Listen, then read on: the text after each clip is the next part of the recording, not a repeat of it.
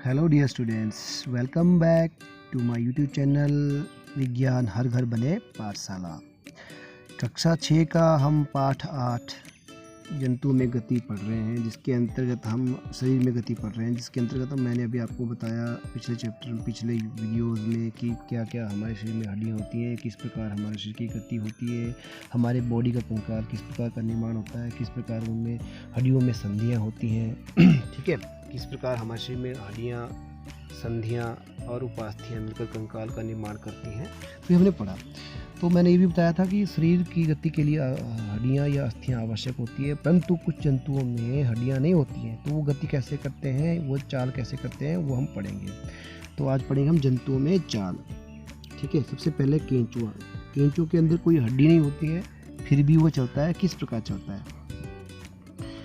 आपने बगीचे में चलते हुए केंचुओं को कई बार देखा होगा। ठीक है। इसे पकड़िए और एक स्याही सोख या फिल्टर पेपर पर रख दीजिए।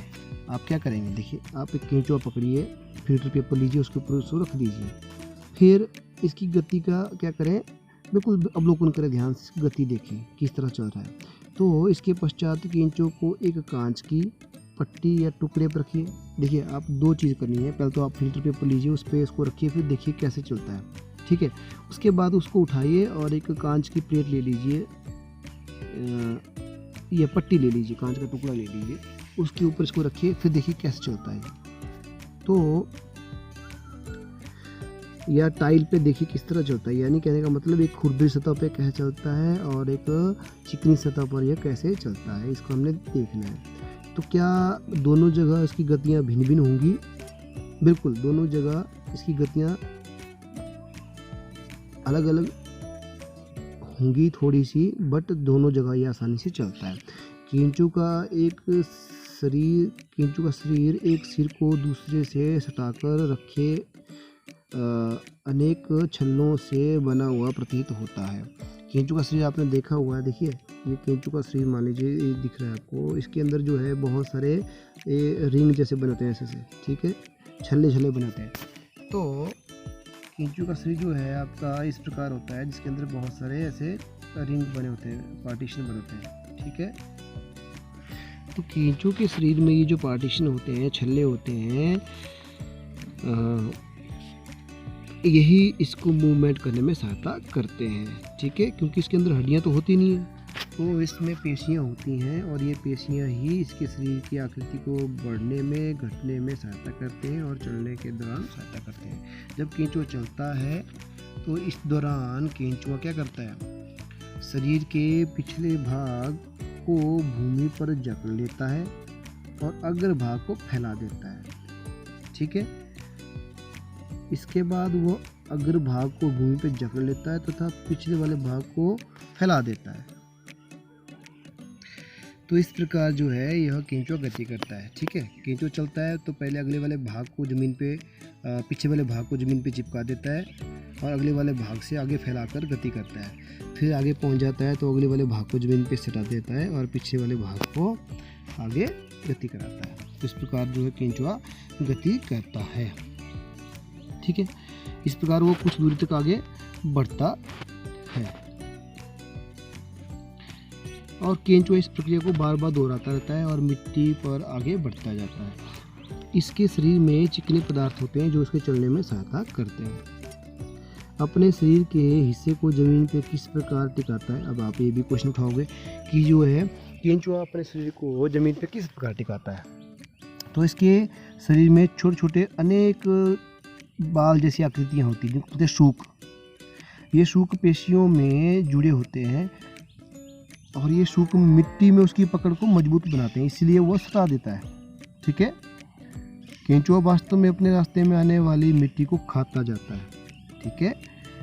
और अपने शरीर अनपचे पदार्थ को बाहर निकालता रहता है। अब आपने देखा होगा केंचुआ का घर, आपने देखा होगा केंचुआ के घर, यानी अपने ऊपर उसने मिट्टी निकाली होती, तो आप समझते हैं कि ये केंचुआ का घर है। जब ज़मीन के अंदर आपको ना ऊपर मिट्टी उभरी हुई दिखती है, आप क्या सोचते हो ये केंचुआ ने घर बनाया, ऐसा ही बोलते हैं ना आप। तो आप जब वहाँ खोदोगे तो वाकई उसके नीचे केंचुआ होता है। तो केंचुआ क्या करता है? मिट्टी खाता रहता है और वेस्ट पदार्थ को बाहर निकालता जाता है। जो व्यर्थ पदार्थ निकलता है उससे वो मिट्टी ऊपर फेंकता रहता है। लेकिन ये मिट्टी जो है ना बहुत ही उपजाऊ होती है, ये खाद के रूप में इस्तेमाल की जा सकती है पौधों में। तो ये था केंचुआ, आपको समझ आ गया होगा केंचुआ किस प्रकार जो है शरीर की गति करता है। दूसरा है आपका घोंगा। घोंगा ये आपने सबने देखा ही होगा, इसको स्नेल्स भी कहते हैं, ठीक है, ये स्नेल्स कहते हैं इसको घोंगा, या इसको लोकल भाषा में आई थिंक फील कहते होंगे, है ना। तो ये कैसे गति करती है, क्या इसमें कोई कंकाल होता है, क्या इसमें कोई हड्डियाँ होती हैं, ठीक है। देखिए इसके बाहर एक हार्ड शेल होता है, इसको बोलते हैं हम कवच, क्या बोलते हैं, कवच। तो यह घोंगे का बाह्य कंकाल होता है, परंतु इसमें हड्डियाँ बिल्कुल नहीं होती हैं, हड्डियों से नहीं बना होता है, ठीक है। घोंगा एक एकक होता है, एकल एकक होता है, यानी यह एक कंकाल होता है, यह घोंगे को चलने में कोई सहायता नहीं करता। कौन, घोंगे का जो एकल कंकाल होता है, यह घोंगे के साथ खींचता जाता है। घोंगे को कांच की पट्टिका पर रखकर देख सकते हैं हम कि यह किस प्रकार गति करता है। तो हम जब देखेंगे तो क्या करेगा, यह एक चिपचिपे पदार्थ को छोड़ता जाता है। आपने देखा होगा हमेशा कि यह अपने सिर को ऊंचा उठाकर कांच के नीचे की ओर से उससे चलने में सहायता करता है। तो कवच का छेद खुलने पर अपने उसमें एक मोटी मांसल संरचना एवं सिर बाहर आते देखा होगा। आपने घोंगा को, स्नेल को अच्छी तरह देखा होगा, उसके खोल के नीचे जो है एक लंबी सी मांसल पेशी होती है, फिर उसके सिर निकलते हैं और सिर पे दो सींग जैसी आकृतियाँ दिखती है, ठीक है। तो जब वो चलता है तो उनको बाहर निकालता है और फैला देता है, फिर वो भी केंचू की तरह अगले भाग को आगे चिपकाता रहता है और फिर पूरे भाग को रगड़ता रहता है, पीछे से खींचता रहता है। तो जो दृढ़ पेशियाँ से बनाता है। अब आप सावधानीपूर्वक क्या करेंगे, कांच की प्लेट को थोड़ा सा झुकाएं, ठीक है, और पैर की लहरदार गति दिखाई देगी। इसकी जो पैर की लहरदार गति होती है वो आपको दिखाई देगी। क्या घेंगे की गति केंचों की गति से तीव्र है अथवा धीमी है। तो हम देखेंगे घेंगे की गति जो है इससे थोड़ी धीमी होती है, ठीक है। तो इस प्रकार जो है घेंगा गति करता है। तो ये भी आप घोंगा गति करता है, यानी स्नेल। उसके बाद आपका तिलचट्टा। अब तिलचट्टा कैसे गति करता है वो हमने देखना है। ये आपका तिलचट्टा है, ठीक है। ये तिलचट्टा किस प्रकार गति करता है, देखिए तिलचट्टा जमीन पे चलता है, दीवार पे चढ़ता है, वायु पे उड़ता है। इसमें 3 जोड़ी पैर होते हैं, इसमें चलने में सहायता करते हैं। तिलचट्टे में 3 जोड़ी पैर होते हैं, यानी 6 पैर होते हैं। इसमें जोड़ी का मतलब 6 पैर होते हैं जो कि चलने में सहायता करते हैं, ठीक है। 1 2 3 1 2 3। इसका शरीर जो है कठोर बाह्य कंकाल से ढका होता है। इसका जो बाहर का कंकाल होता है वो कठोर होता है, जिससे यह ढका हुआ होता है। और यह बाह्य कंकाल विभिन्न एककी की परस्पर संधियों द्वारा बना होता है, तो जिसके कारण यह गति संभव होती है। और इसके पंख भी होते हैं, इसमें 2 जोड़े पंख भी होते हैं अगले पैर पे, यानी 4 पंख होते हैं इसके, 2 जोड़ी पंख होते हैं। अगले पैर पे संकरे और पिछले पैर पे चौड़े और पतले होते हैं, जिनसे यह उड़ता है, तो उड़ने में इसकी सहायता होती है। इस प्रकार तिलचट्टा गति करता है। तो तिलचट्टे में विशिष्ट पेशियां होती हैं। पैर की पेशियां उन्हें चलने में सहायता करती हैं और वक्ष की पेशियां तिलचट्टों को उड़ने में सहायता करती हैं। तो इस प्रकार तिलचट्टा गति करता है। उसके बाद आता है पक्षी, कि पक्षी गति कैसे करते हैं। आपको पता है पक्षी उड़ते भी हैं, ज़मीन पे चलते भी हैं, ठीक है। तो पक्षियों में भी पंख होते हैं आपके, ठीक है। पक्षियों में एक जोड़ा पंख होता है। पक्षी हवा में उड़ते भी हैं, भूमि पर चलते हैं। उदाहरण के लिए बतख और हंस जैसे कुछ पक्षी जल में तैरते भी हैं। पक्षी इसलिए उड़ पाते हैं क्योंकि उनके शरीर में अनुकूलित होते हैं, उसमें पंख लगे होते हैं, ठीक है। उनकी अस्थियों में वायु प्रकोष्ठ होते हैं, जिसके कारण उनकी अस्थियां हल्की और मजबूत होती हैं। इसका मतलब क्या हुआ, जो पक्षी होते हैं उनकी जो हड्डियां होती हैं ना, उनमें वायु प्रकोष्ठ, उनमें हवा के लिए प्रकोष्ठ होते हैं, ठीक है, छेद होते हैं, जिसके कारण जो है हल्की हो जाती हैं, हवा में उसके अंदर जाती हैं और वो हल्की हो जाती हैं, फिर वह आसानी से उड़ जाते हैं। उनके पिछले पैरों की हड्डियां जो है चलने और बैठने के लिए अनुकूलित होती हैं। इनकी अगले पैर की हड्डियां रूपांतरित होकर पक्षी को पंख बना देती हैं। देखिए पैर तो 4 होते हैं इनके, पिछले पैर की हड्डियाँ जो होती है इनको चलने के लिए वो हड्डियाँ होती है मजबूत पिछले वाली, तो जो कि चलने में सहायता करती हैं। और अगले पैर की हड्डियाँ जो है रूपांतरित हो जाती है पंख के रूप में, जिसकी वो उड़ने में सहायता करती हैं। तो अस्थियाँ उड़ने वाली पेशियों को जकड़े रखने के लिए विशेष रूप से रूपांतरित होती हैं, ठीक है, तथा पंखों को ऊपर नीचे करने में सहायक होती है। इस प्रकार जो है पक्षी गति करता है। ये देखिए, ये पक्षी का एक आपको चित्र दिखाते रहे, पक्षी का कंकाल है, ये पिछले पैर हैं इसके, ठीक है। इसमें देखिए ये हड्डियां जो है मजबूत हैं और ये इसको चलने में सहायता करती हैं। ये अगले पैर हैं जो ये पंखों में रूपांतरित हो जाते हैं और ये उड़ने में सहायता करती है। इस प्रकार जो है यह गति करता है। तो ये कंकाल है पक्षी का जिसकी गति होती है। तो ये भी आपको समझ आ गया होगा कि किस प्रकार पक्षी गति करते हैं। अगला है मछली। अब मछली भी जंतु है, यह किस प्रकार गति करती है। देखिए, आप पहले नाव चलाते हैं, एक कश्ती आप पानी में कागज़ की कश्ती बनाते हैं, खेलते हैं आप सभी बच्चे और पानी में छोड़ते हैं, ठीक है। तो वो कैसे गति करती है। कागज़ की एक नाव बनाकर उसे पानी पर इस प्रकार रखिए कि उसका नुकीला भाग आगे की ओर रहे। इसे धीरे से धक्का दीजिए, जैसे चित्र 8.21 में दिखा हुआ ये वाला, ठीक है। नुकीला भाग आगे की तरफ रखिए और पीछे धक्का दीजिए इस तरफ को इसको, तो क्या होगा यह गति करना शुरू करेगी, है ना। फिर क्या जल पर आगे की ओर तेजी से जाएगी। अब नाव को दोनों सिरों से पकड़कर इस प्रकार धक्का दीजिए कि यह चौड़ी ओर से जल में जाए। इस प्रकार नाव जल में सरलता से चल सकती है, ठीक है। जैसे ये पहले हमने क्या किया, पीछे से पकड़ा इसको यहाँ से, ठीक है, और इसको धक्का दिया, है ना। फिर ये गति करती है एक तरफ को, लेकिन हमने फिर भी क्या किया, इसको दोनों तरफ से पकड़ा और धक्का दिया, तो यह आसानी से गति करती है। इसका क्या मतलब होता है। इसका मतलब ये होता है कि अब नाव की आकृति जो है काफ़ी सीमा तक मछली से मिली रहती है। मछली का सिर एवं पूंछ उसके मध्य भाग की अपेक्षा क्या होते हैं, पतले एवं नुकीले होते हैं। जैसे नाव का बीच का भाग चौड़ा होता है ना, तो वैसे मछली बीच से चौड़ी होती है और आगे से और पीछे से पतली होती है, नुकीली होती है। इस आकृति को बोला जाता है धारा रेखीय आकृति। क्या बोला जाता है, धारा रेखीय आकृति। इस विशेष आकृति के कारण ही मछली जो है जल में इधर उधर बाहर निकल जाता है और मछली आगे तैरती है। यानी इसमें क्या होती है, इसमें स्पाइरल गति करती है, ऐसे से घूमती है और पानी को आगे पीछे घुमाती रहती है। आगे वाले भाग से पानी को हटाएगी, पीछे वाले भाग से हटाएगी और पूरी बॉडी जो है आगे की तरफ गति करेगी। तो इस प्रकार जो है धारा रेखीय जो आकृति होती है शरीर की, यह पानी को आगे हटाकर शरीर को आगे गति करने में सहायता करती है। तो मछली का जो कंकाल होता है वह कठोर दृढ़ पेशियों से ढका होता है। तैरने की प्रक्रिया में शरीर का अग्र भाग एक और मुड़ जाता है और पूंछ विपरीत दिशा में।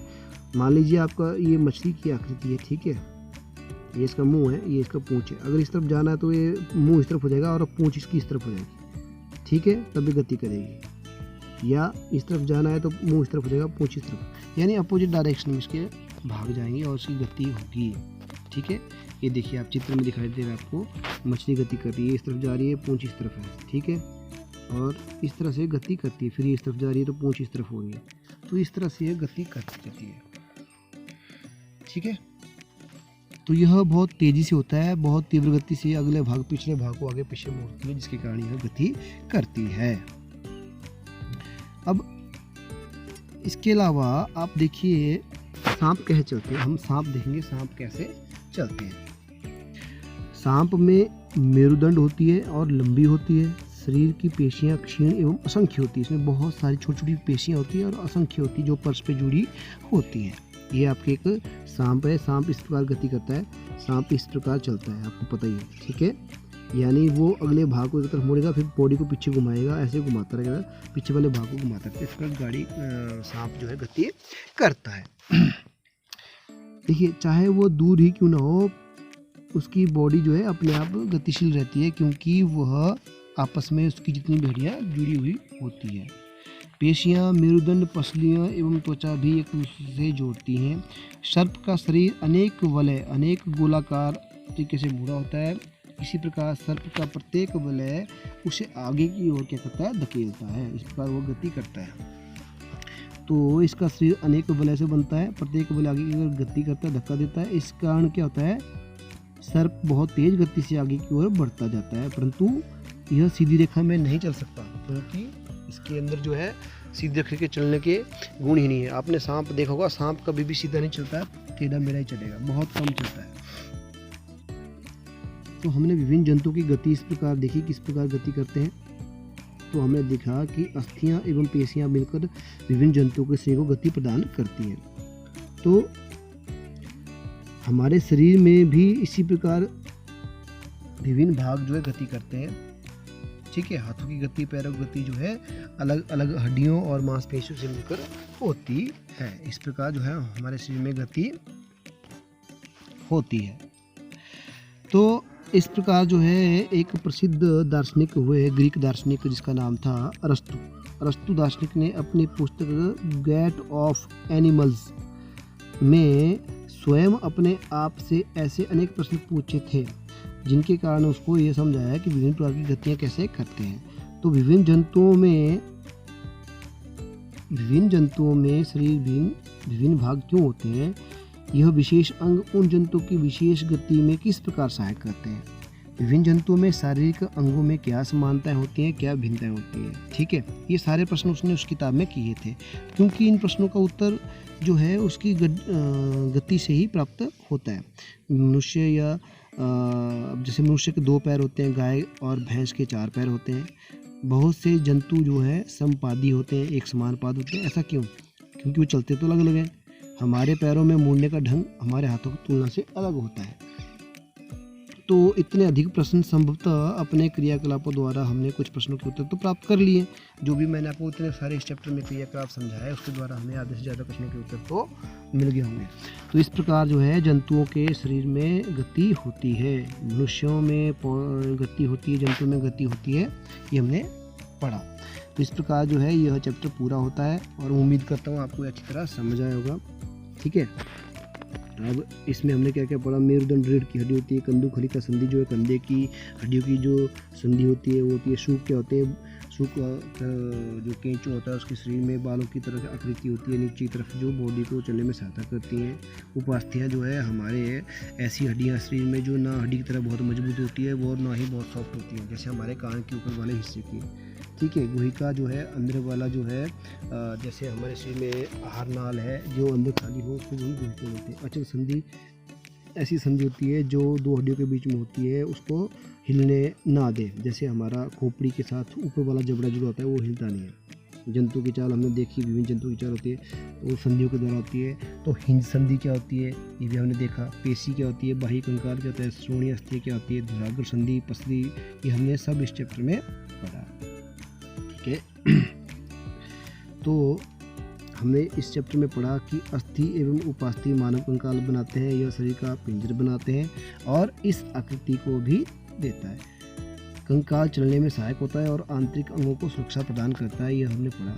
और हमने क्या पढ़ा इस चैप्टर में, मानव कंकाल खोपड़ी, मेरुदंड, पसलियाँ, वक्ष की अस्थि, कंधे एवं श्रेणी, शिकला तथा हाथ पाँव की अस्थियों से बनता है, ठीक है। और हमने क्या पढ़ा, हमने यह पढ़ा कि पेशियों के एक जोड़े के एकांतर क्रम में सिकुड़ने एवं फैलने की अस्थियां गति करती हैं, ठीक है। तो इस प्रकार जो है हमने ये सब चीज़ें पढ़ी और हमने साथ में ये भी पढ़ा कि पक्षियों की दृढ़ पेशियां तथा हल्की अस्थियां मिलकर उसे उड़ने में सहायता करती हैं, ये पंखों को फड़फड़ा कर उड़ते हैं। मछली शरीर के दोनों ओर एकांतर क्रम में वलय बनाकर जल में तैरती हैं, ये हमने पढ़ा, ठीक है। और हमने क्या पढ़ा, हमने ये भी पढ़ा कि जो सर्प होता है वो अपने शरीर दोनों ओर एकांतर क्रम से वलय बनाकर वलयकार गति करता है, ठीक है। तिल चट्टे कैसे गति करते हैं हमने भी देखा। तिल चट्टे का शरीर कठोर एवं पैर कठोर आवरण से ढके होते हैं जो बाह्य कंकाल बनाते हैं। तो वक्ष की पेशियों 3 जोड़ी पैरों एवं 2 जोड़ी पंखों से जुड़ी होती हैं, तिल चट्टों को चलने में जो सहायता, उड़ने में सहायता करती है। केंचु गति किस प्रकार करता है? हमने देखा केंचु के शरीर में जो है धारीदार शरीर होता है, इसके अंदर कोई अस्थियाँ नहीं होती हैं, लेकिन पेशियों के द्वारा वो गति करता है और उसमें उसकी सतह पे सूक होते हैं, यानी बालों की आकृति होती है, बालों की तरह आकृति संरचनाएं होती हैं जो उसको भूमि के साथ पकड़ने में सहायता करके इसको चलने में सहायता करती हैं। हमने ये भी देखा घोंगा किस पर गति करता है? घोंगा पेशीय पाद की सहायता से चलता है। तो इस प्रकार जो है हमने यह चैप्टर पढ़ा, पाठ 8 अच्छी तरह से समझा और मैं उम्मीद करता हूँ आप सभी बच्चों को ये अच्छी तरह समझ आया होगा और आपने इसको अच्छी तरह से पढ़ा होगा। तो फिलहाल इस वीडियो को बच्चों यहीं ख़त्म करते हैं, थोड़ा लंबा हो गया वीडियो। मैं उम्मीद करता हूँ आपको ये समझ आया होगा पूरा चैप्टर। तो इस वीडियो में इतना ही, मिलते हैं अगली वीडियो में। अगले वीडियो में हम इस चैप्टर के अभ्यास के प्रश्न उत्तर करेंगे। ठीक है, तब तक के लिए बाय।